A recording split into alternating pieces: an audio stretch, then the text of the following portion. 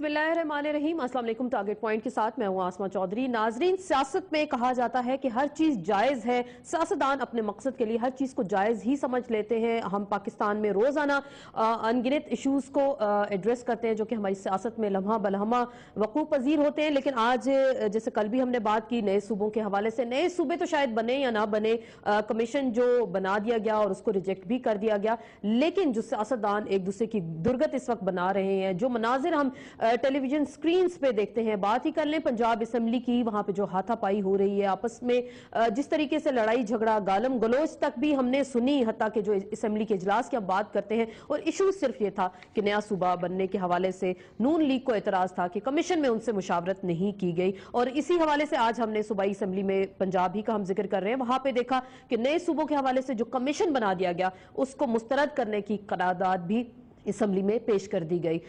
इसके साथ साथ जो आज हमने मनाजर भी अपने टेलीविजन स्क्रीन पर देखे, वो भी देखकर शायद लोगों को हंसी भी आती होगी कि हमारे सियासतदान किन इश्यूज पर आपस में दस्तोगरेबां है जो कि कभी लगता है कि हल तलब नहीं हो सकते।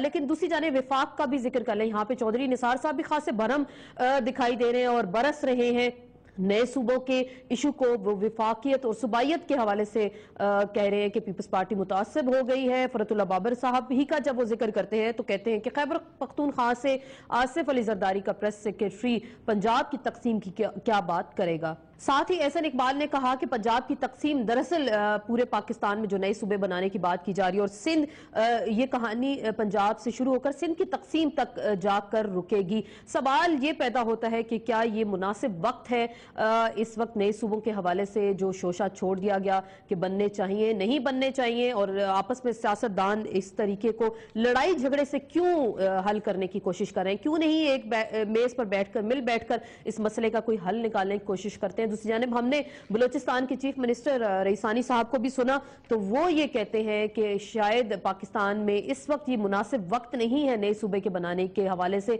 और हालात की नजाकियत का एहसास नहीं किया जा रहा। लेकिन साथ ही हमने आज पंजाबी असेंबली में देखा सूबे तो शायद बने ना बने, एक नए सूबे की करारदाद भी, पोठोहार को सूबा बनाने की करारदाद भी सामने आ गई। तो क्या सिर्फ ये जो पेंडोरा बॉक्स इस वक्त खोला जा रहा है असल इश्यूज से तवज्जो हटाने की कोशिश है, या फिर वाकई ही इसमें सिंसेरिटी दिखाई जा रही है? और अगर क्या वाकई बकौल रईसानी साहब नए सूबे बनते हैं तो क्या पाकिस्तान की सालमियत को इस हवाले से खतरा? इसी पे बात करेंगे। महरीन अनवर राजा साहिबा हमें ज्वाइन करेंगी, सेनेटर कामिल आगा साहब, ज़ईम कादरी साहब हमें ज्वाइन करेंगे एक मुख्तसर से ब्रेक के बाद।